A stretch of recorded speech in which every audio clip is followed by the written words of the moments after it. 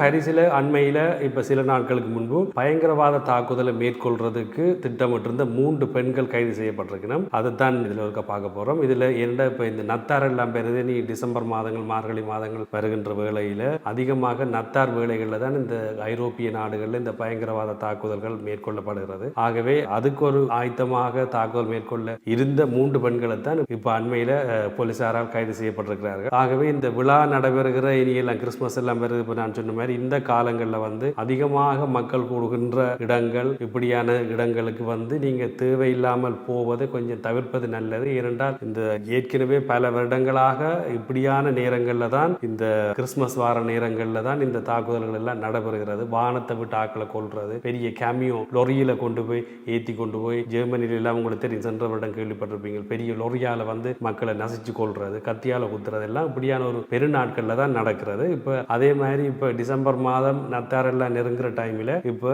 ஒரு 3 பெண்களை பயங்கரவாத தாக்குதல் மேற்கொள்ள திட்டமிட்டதாக போலீசாரால் கைது செய்யப்பட்டிருக்கார்கள். அப்போ பார்த்தீங்கன்னா போலீஸால் விசாரிக்கும் பொழுது அவைகிட்ட கேட்டிருக்கணும், உங்களுடைய தாக்குதல் இலக்கு எது என்று சொல்லி. அப்போ அவர்கள் சொல்லிக்கிறோம், தங்களுடைய தாக்குதல் இலக்கு பார்த்தீங்கன்னா ஒரு பார் தெரிந்த மது குடிக்கிற இடம், அதில் நிறைய மக்கள் இப்படி விழா காலங்களில் வருவார்கள். ஒரு பார், அப்படி இல்லாட்டி ஒரு பெரிய ஒரு இசை நிகழ்ச்சி நடக்கிற இடம் தான் தங்களுடைய தாக்குதல் இலக்கண்டு அவை போலீஸார்கிட்ட சொன்னதாக கூறப்படுகிறது. அதில் பார்த்தீங்கன்னா இந்த சம்பவம் நடக்கும் பொழுது அதில் ஒரு பெண்ணுக்கு 17 வயது. ஏனென்றால் இந்த சம்பவம் எப்போ நடந்திருக்குன்னு சொல்லி சொன்னால், இப்போ சென்ற மாதம் 10ஆம் மாதம் தான் இது நடந்திருக்கு. 10ஆம் மாதம் 10ஆம் தேதி தான் இந்த வழக்கு விசாரணை கண்டு ஆரம்பிக்கப்பட்டிருக்கு. அப்ப இப்ப அந்த பெண்ணுக்கு 18 வயது ஆயிட்டு. அப்ப அவையின் வழக்கறிஞர் கூறும் பொழுது அவர் என்ன சொல்லியிருக்கிறார் என்றால், 17 வயது தான், அவர் ஒரு குடும்பத்திலேயும் கல்வியிலேயும் மிக ஒரு சிரமப்பட்டு வாழ்ந்திருக்கிறார் என்றால், குடும்ப சூழல் சிக்கல் என்றும், கல்வியிலேயும் அவர் சரியான சிக்கல்களை எதிர்கொண்டிருக்கிறார் என்றும், அந்த மனச்சோர்வில் இருந்த காலகட்டத்தில் சமூக வலைத்தளங்கள்